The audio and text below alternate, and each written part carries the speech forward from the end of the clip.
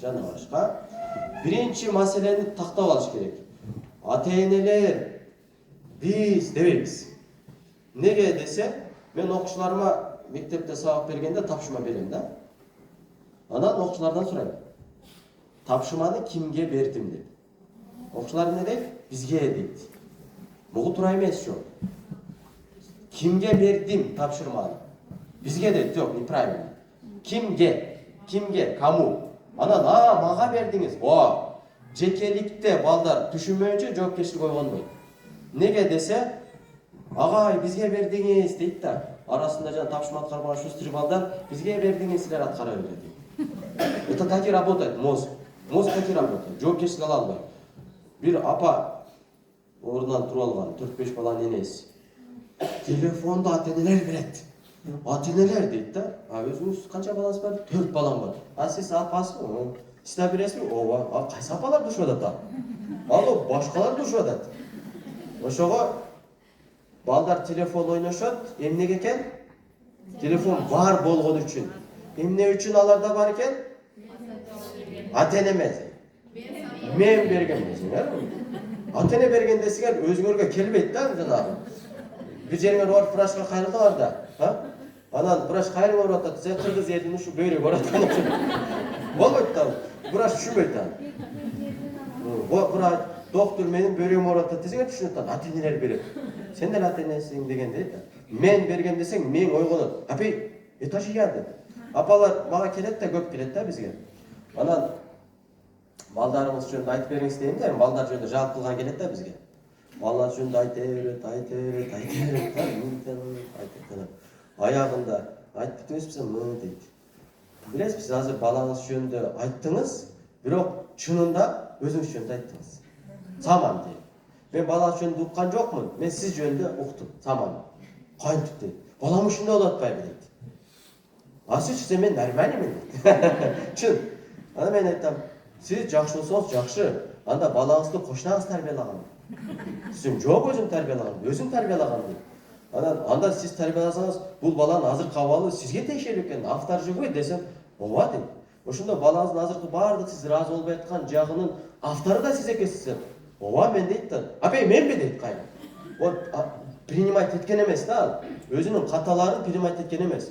Как будто баласы төрөлгөндө эле колуна телефон жармашып төрөлгөндөй сүйлөшөт. Чын ушундай. Бала төрөлгөндө эле апа мен китеп окубайм деп төрөлгөндөй элестетишет да. Жок. Бала анан дагы мынтип коет. Мен раса тарбия бердим дейт. Эч болбоду. Нар жагынан жок болсо кыйын экен деп коет. Мен айтам, өзү адам баласы төрөлгөндөн нар жагынан болбойт. Акылы нөл, тарбиясы нөл, ал эки эле нерсени билет. Курсак ачса ыйлайт, сүт эмет. Анан какашка кылат. Болду, башка эч нерсе билбейт. Даже апасын тааныбайт ал төрөлгөндө. Ким эмгисе ошону ээрчип кете берет. Демек нөл, төрөлгөндөн нар жагынан жок деген сөз. Нөлдөн Аллах Таала берди, анан кайра Аллах Таала бала тарбиясын нөлдөн сурайт. Кантип тарбиялагансың деп. Ошого нар жагынан жок болду. Ошого телефон эмне үчүн балдар ойнойт экен? Бар болгон үчүн. Эмнеге бар экен аларда? Бизди өзү апа. Мен берип, сиз деле берип турасыз, мен точно билем, Раза мээримдүү болуп кетесиңер. Мен бергеним үчүн, мен алып бергеним үчүн. Эми кийинки суроо пайда болот. Эмне үчүн бересиңер же алып бердиңер? Эмне үчүн? Ыйлабаш үчүн.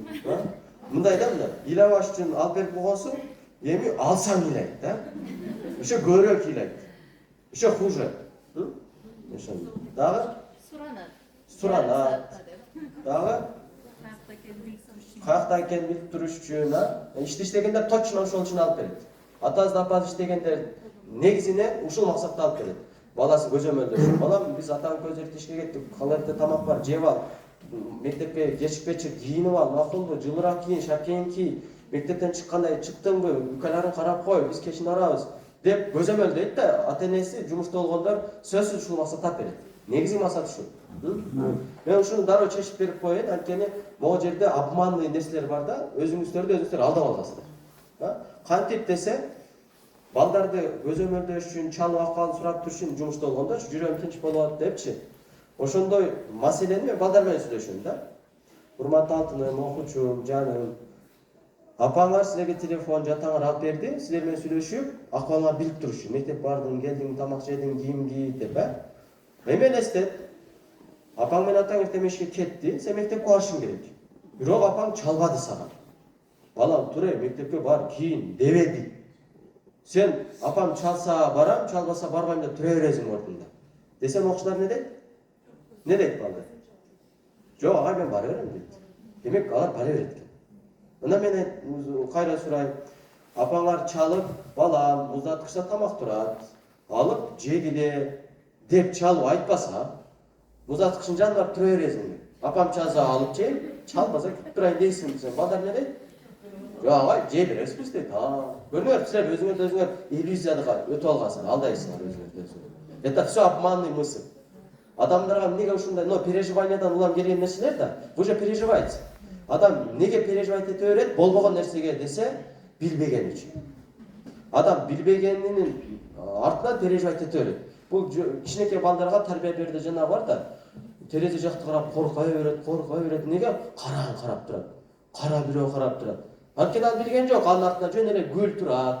Парданын артында гүл турат. Ачып карады, гүл экен билди, дейт. Билгенден ал переживать етпей калат. Бала тарбиялоодо деле чересчур переживать этесиңер, точно билем. Неге? Анткени бала тарбиялоодо билим аябай төмөн bizde. Изаят. Бир жака кетип атасыңар, жолду точно билбейсиңер. Жете турган жерге жеткиче эле переживать этип жүрөгүңөр ойнойт. Давлениеңар болуп кетет. Жолду точно билсеңер, хака тепке мынча барып каласың. Ошон үчүн билбегенде адам переживать ете берет. Ошо ким канчалык переживание кылган болсо, билгиле ошончо билимиңер аз кетесиз. Или бойтсем адам. Акча жетпей атат деп жашооңор акча жеткизе албай атасыңар. Демек, акча сабаттуулугу жок силерде. Бар акчаны иштете албайсыңар. Ошого переживать этесиңер. Келер аз акчаны сонун берекеси чыгарып иштетет. Неге билими бар акча иштетет боюнча? Үйрөнүп алган акча тартып деген. Бала тарбияланча кээ бир апалар бар, сонун деп күлүп жайнап эле тарбиялайт. Өзүсүнө окшош балдар. Неге? Анда билим бар. Кээ бир апалар бар, болбогон нерсеге деле деп эле, анда билим жок. Анткени билбейт да, эмне болуп кетер экен деп. Так, эмне үчүн балдарга телефон алып бергенсиңер? Аны көзөмөлдөп турайын, өксүп калбасын башка деп атабыз да. Балдар мектептен чыкканда деле силер чалбасаңар деле, балдар баары үйгө келет. Баары бир келет. Мен бир окуучум ушул жерге келгенде, бир окуучум мынтет. Ага, мен апам мектептен чыкканда чалбаса адашып кетем дейт. Ал Бишкекте, Бишкек чоң шаар. Балдар ушинтип кээде ойнойт. Кантип ойнойт? Өзүнө жаккан нерсени өзүндө алып калыш үчүн аргумент берип баштайт. Далил. Ага, мен мектептен чыкканда апам чалып мага айтып койбосо, мен адашып кетем дейт. Ана мен түшүндүм да, ал ойноп атат, мен ойноп атат, телефонду алып калыш керек өзүндө. Как будто телефон ага важный экен айтыш керек. Мен дароо түшүндүм, да, всё, тогда играем. Анда айтчы, мисалы үчүн элестет, сен телефонуңду эртең мектепке шашып кетип атып, унутуп калыпсың деп элестет. Дейт, 9-10 жаштагы бала, эркек бала, шустрый. Ана мектепке бардың, сабак окудуң, ана сабак бүткөндө апаң чалчу эле сага. Бирок апаң аз деле чалды, бирок сен сүйлөшө албайсың. Неге? Телефон калып кеткен үйдө. Ана сен мектептен чыктың, анан үйгө карап бастың, бирок үйүң таппадың, адашып кеттиң. Оңго бардың үйүң жок, солго бардың үйүң жок, түс бардың үйүң жок, чарчадың, курсагың ачты, кеч кирип кетип атат. Эмне кыласың десе, ага үйгө барып жатам да дейт. Ал ойноп атат жөн эле. Өзүн алып калыш үчүн ойноп атат. Буну жана деп коет, импровизация. На ходу бир нерсе табыш керек бала. Ана көрдүм сен үйүң билет кызым, деп коет да, билет ал. Деп телефон алып калыш керек.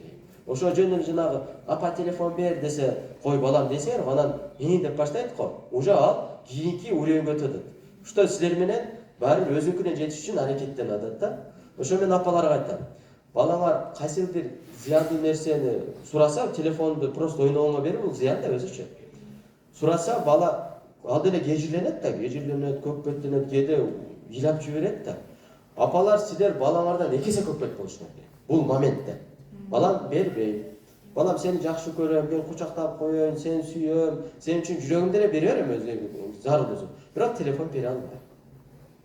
Десеңер жакшы болот. Бала окончательно апам жеңди деш керек да. Анткени бала бир жол кичине ыйламсырап, чоң апалардан өзгөчө сурап алып алды да, кийинкиде ошону точно колдонот. Ыйламсырап койсом чоң энем бере берет дейт. Ушинтет. жалдырап койсом бери көзү ушундай жалдыратат. Таптагылак болуп. Анан силер бала тамырчы деп бекер айтпайт да. Бала кайталайт ошону. Ал телефонда эле болбойт. Базарга барсаңар ошону кайталайт. Бир нерсени кармайт, жана телефон алгандагы методикасын биякта да колдонот. Бир шымды кармап, бир шымда жалдырайт. Алып бере албайм десеңер ыйлайт. Неге ал ошого көнүп алды? Неге көнүп алды? Силер көндүрүп койдуңар. Тагы. Түшүнүпсүңбү?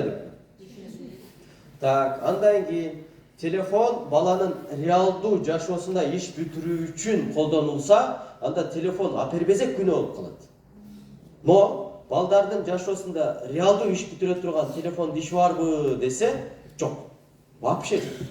Мисалы үчүн биздин ишибиз бар. Телефонго айлык түшөт. Ал айлыкты тияка бияка бөлүштүрөбүз, бирөөгө которобуз. Мисалы да ата-энебиз менен байланышып турабыз, тууган туушкан менен жылуу, суук, ысык, муздак нерселерди кабарлашып турабыз. Коллегалар менен сүйлөшөбүз, телефондон сабак алабыз, сабак беребиз. Биздин телефонсуз жашообуз оорлошуп кетет, эмнеге телефонго байланган максатка ылайык иштерибиз бар. Балдарда ушул сыяктуу иштер барбы десе, ким таап берсе, бир китеп подарок. Пожалуйста. Кандай иш бар балдар? Телефонда. Бүтүрө турган эмне иши бар? Мисалы үчүн ошол телефонго ата-энелер өзү булап алып, баланын каерде экенин дагы билип турат да. Жашоодо ар кандай көрүнүштөр болуп атат да, кээде балам үйгө барам деп жатып башка жака кетип калса ошого окшогон да. Мисалы үчүн мен бирок телефон саат эле алып бергенмин, булап койгом. Себеби балам кичине шогураак. Бир нерсени эске алыңыздар. Бул технологияны колдонууда бала тарбиялоодон ошону колдоном деп бузуп албагыла. Бала жаныбар эмес да. Мындай кыргызча айтканда, бала мал эмес да. Азыр жылкыларга коюп атат, аны жылкыга тук деп сайып коет, жылкайып жүргөн бирет уйларга.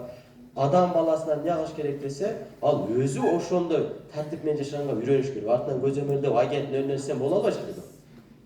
Мектепке барып келгенин, тамак ишкенин, кийимин кийип чыкты, шапкесин кийип чыкты, аны балага үйрөтөт, дагы үйрөтөт. Анан жасатат. Кана кийинип көрчү, шапкеңди кийчи, давай мектепке кеттик. Алып барып келет, көрсөтөт, кийгизтирет, кайра чечиндирет, бүктөп кой. 100 жолу үйрөтөт. Жасатат. Жасаганда тыккан жасап калган учурда, эми ушул сенин жоопкерчилигиңде өзүң кыл дейт, жана көзөмөлгө бир күндө бир жолу алып коет. Болду. 24 саат эмес. Түшүнүпсүңбү? 24 саат көзөмөлдөгү балдар, алар наоборот мындай жананда болуп калат, тайгак болуп калат. Тайгак, түшүнүңөрбү мындай? Мындай шутоо таба турган бир адат таап баштайт. Жалган сүйлөп кое турган адат болушу мүмкүн. Тиги ситуациядан чыгыш керек да. Силер көзөм, анан ал эркин боло албайт. Эркин боло албайт. Баланын эркин болуусу дагы өзү бир чектин ичинде, бирок точно 24 саат көзөмөлдөө эмес да. Балага үйрөтөсүң, ошону жасоодо эркиндик бересиң деген эреже. Түшүнүпсүңбү? Баланы даракка чыкканга үйрөтөсүң, анан кантип чыгуусун өзүнө коесуң. Анан үйрөткөн мынча берген принципти чык дебейсиң да. Ал айланып чыгаттыр, ал секирип чыгаттыр. Ал уже өзүнүн жаназын иштетиш керек, чыгармачылыгы. Ошого ондой кылбагыла. Жөн эле үйрөткүлө, барып келгенди. Анан бала шок болбосо болбойт. Жош балдарга караганда шок балдар ийгиликтүүрөөк болот жашоодо. Эмнеге десе, шок балдар энергичный, көп кыймылдуу. Көп кыймылдуу адам көп нерсе менен токтош келет да, мындай, бетме-бет келет. Жана аны үйрөнөт.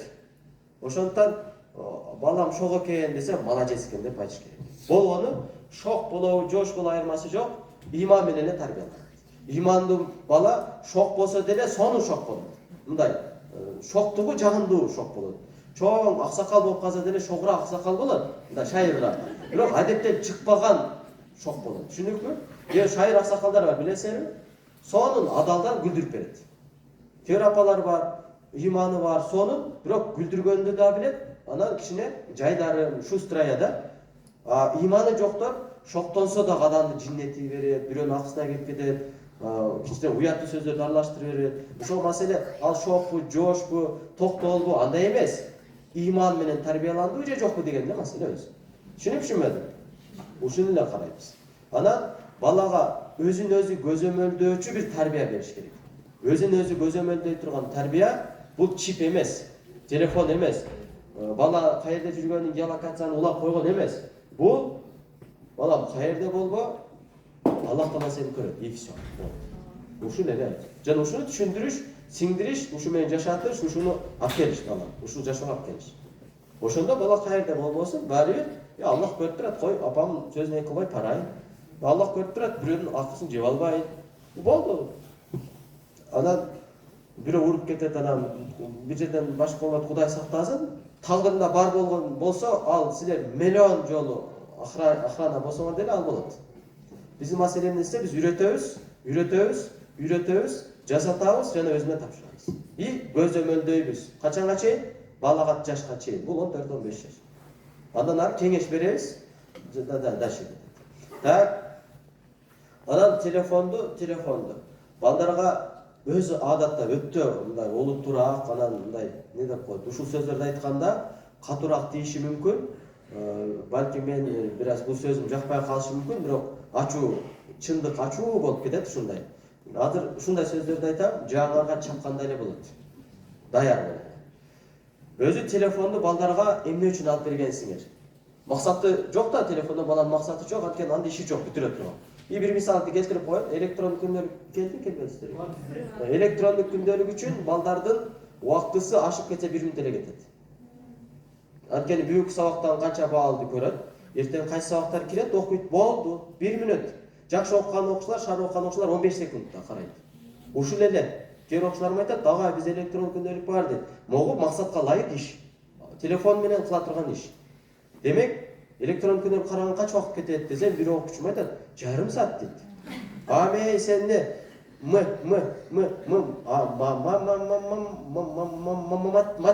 Матемде окуйсуңбу десем, жок дейт. Жарым саат кетпейт сага. Сен тамгала окубайсыңбы дейт. Давай сен канча убакытта карашыңды текшерели. Сен электрондук күндөлүктү кара, мен убакыт карайм.